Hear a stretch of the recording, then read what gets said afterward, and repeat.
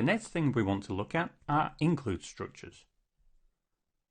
Now, include structures are very similar to append structures, but the main difference is that include structures are reusable objects and can be linked to many other tables, ABAP programs, dialog programs, and structures. There are a few things you need to keep in mind though with include structures, and that is include structures must be flat structures, meaning they cannot contain any additional structures within them. And the fields within an include structure can have a maximum length of 16 characters. Let's dive straight in and see how we can create include structures that get attached to our employee table. So whereas we had an append structure button that we use for append structures, we don't have an include structure button. So the first thing we need to do is make sure we are in change mode. Oh, one little thing. I don't know if you noticed, because we're in display mode here, when we appended our append structure from the previous video, all we saw was this one append line. We didn't see the actual field within the append structure. This is some quirk within SAP that when you're in display mode you can see the field, but when you switch back to change mode it disappears. Don't ask me the logic, I don't know why. So anyway, what we want to do is create our include, and before we do it, just a quick note that it's important where you place your cursor when we do this, because wherever you place your cursor on your table, the include will be inserted one row above. So if we add our cursor here on surname, the include would be between surname and the employee field. So why is that important? Well, if you wanted your include structure to be part of the table key, you have to make sure it appears at the top of the table, because all table fields used as a table key need to be grouped together at the top of your table. But in our case, let's just insert it above our append structure. So I'm going to place my cursor on the append structure row, then go to the edit menu, and then include insert. And remembering to use our customer namespace, we use Z, and we'll call this ZEMPL for good luck. Click the green continue tick, and then we get a warning message just saying it's not active. Well, we know that because we're just creating it. And the green tick again, and then we can see your include structure has been inserted between the append and the eCurrency field.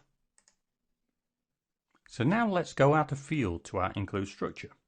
Let's just double click it, use forward navigation, we'll choose yes to save our table, yes to create the structure, and then we have a screen very similar to the append structure. So just like before, let's key in a short text.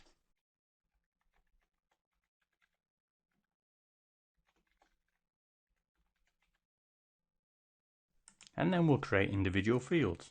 Let's just create one field. Let's call this location.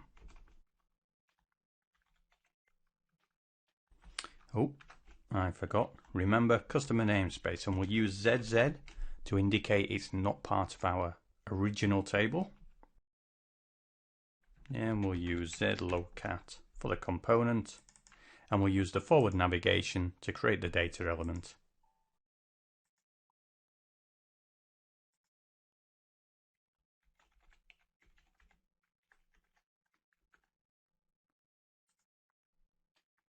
And again, we'll keep it very simple.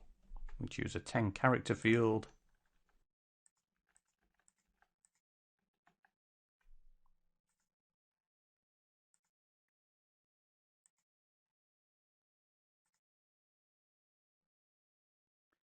So there we have our field added to the include. Let's activate the include. Then step back to our table. And there we can see our include is sat there just above the append structure. Our table is inactive, so once again activate our table, and now we're good to go. we can use it however we wish.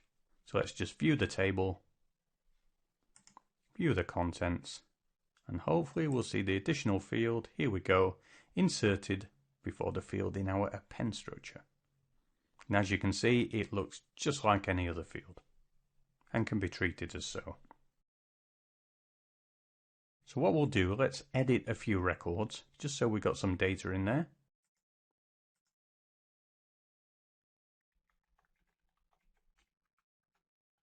Department IT, of course.